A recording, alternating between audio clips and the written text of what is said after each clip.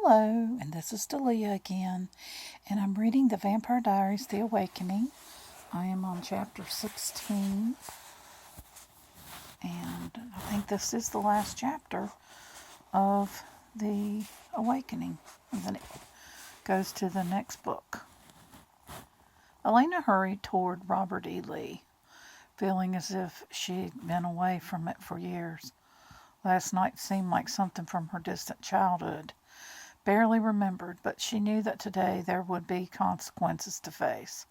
Last night she'd had to face Aunt Judith. Her aunt had been terribly upset when neighbors had told her about the murder, and even more upset that no one seemed to know where Elena was. By the time Elena had arrived home at nearly 2 in the morning, she had been frantic with worry. Elena hadn't been able to explain. She could only say that she'd been with Stephen, and that she knew he had been accused, and that she knew he was innocent.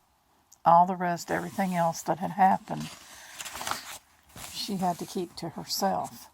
Even if Aunt Judith had believed it, she would have understood. And this morning Elena had slept in, and now she was late. The streets were deserted, except for her,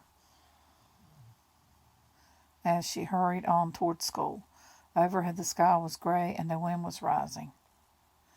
She desperately wanted to see Stephen. All night while she'd been sleeping so heavily, she'd had nightmares about him. One dream had been especially real. In it she saw Stephen's pale face and his angry, accusing eyes. He held up a book to her and said, "How could you, Elena? How could you?" Then he dropped the book at her feet and walked away. She called after him, pleading, but he went on walking until he disappeared in darkness. When she looked down at the book, she saw it was bound in dark blue velvet, her diary. A quiver of anger went through her as she thought again of how her diary had been stolen. But what did the dream mean? What was her diary to make Stephen look like that? She didn't know. All she knew was that she needed to see him, to hear his voice, to feel his arms around her. Being away from him was like being separated from her own flesh. She ran up the steps of the high school into the nearly empty corridors. She headed toward the foreign language wing, because she knew that Stephen's first class was Latin. If she could just see him for a moment, she would be all right. But he wasn't in class. Through the little window in the door, she saw his empty seat. Matt was there, and the expression on his face made her feel more frightened than ever. He kept glancing at Stephen's desk with a look of sick apprehension. Elena turned away from the door mechanically, like an automaton. She climbed the stairs and walked to her trigonometry class room. As she opened the door, she saw every face turned toward her, and she slipped hastily into the empty desk beside Meredith. Miss Halporn stopped the lessons for a moment and looked at her, and then continued. When the teacher had turned back to the blackboard, Elena looked at Meredith. Meredith reached over to take her hand. "Are you all right?" she whispered. "I don't know," said Elena stupidly.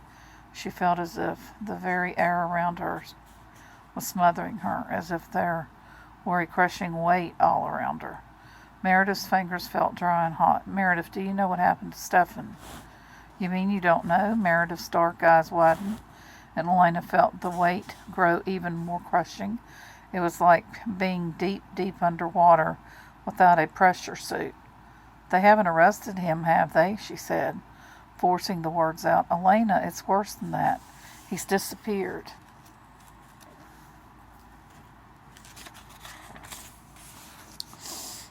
"The police went to the boarding house early this morning, and he wasn't there. They came to school too, but he never showed up today. They said they found his car abandoned by Old Creek Road.